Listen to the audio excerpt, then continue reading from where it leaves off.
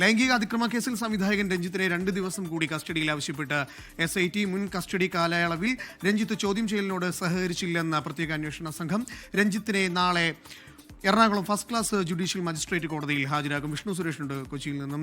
Vishnu, SIT പറയുന്നത് രഞ്ജിത്ത് ചോദ്യങ്ങൾക്കൊന്നും ഉത്തരം പറയുന്നില്ല, ഇനിയും ചോദ്യങ്ങളുണ്ട്, അതുകൊണ്ട് സമയം വേണമെന്നാണ് അല്ലേ? അനൂപ്, നേരത്തെ 3 ദിവസത്തേക്ക് രഞ്ജിത്തിനെ കസ്റ്റഡിയിൽ വാങ്ങി അതിൽ തെളിവെടുപ്പ് നടത്തിയിരുന്നു. പക്ഷേ രഞ്ജിത്ത് ചോദ്യം ചെയ്യലിനോട് സഹകരിച്ചില്ല. അതോടൊപ്പം തന്നെ മരുന്നുകൾ പോലും കഴിക്കാത്ത സാഹചര്യമുണ്ടായി. തുടർന്നാണ് 3 ദിവസം പൂർത്തിയാകുന്നതിന് മുമ്പ് തന്നെ രഞ്ജിത്തിനെ തിരികെ കൊടുത്തതെന്നാണ് SIT ഇന്ന് കോടതിയെ അറിയിച്ചത്.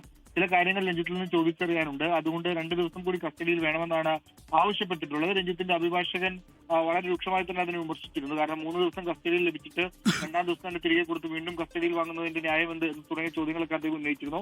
പക്ഷേ കോടതി കസ്റ്റഡി അപേക്ഷ സമർപ്പിക്കാൻ ആവശ്യപ്പെട്ട് ഇന്ന് സമർപ്പിച്ചു.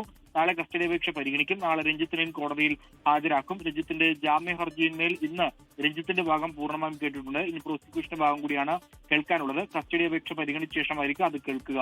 അനൂപ്, താൻ തെറ്റ് ചെയ്തിട്ടില്ല എന്ന് രഞ്ജിത്ത് ആവർത്തിച്ച് പറയുമ്പോഴും SITക്ക് ചോദ്യങ്ങളുണ്ട്. എന്തായാലും ചോദ്യങ്ങൾക്ക് മറുപടി പറഞ്ഞേ മതിയാവൂ. ഇടവേളയ്ക്ക് ശേഷം മടങ്ങി വരും.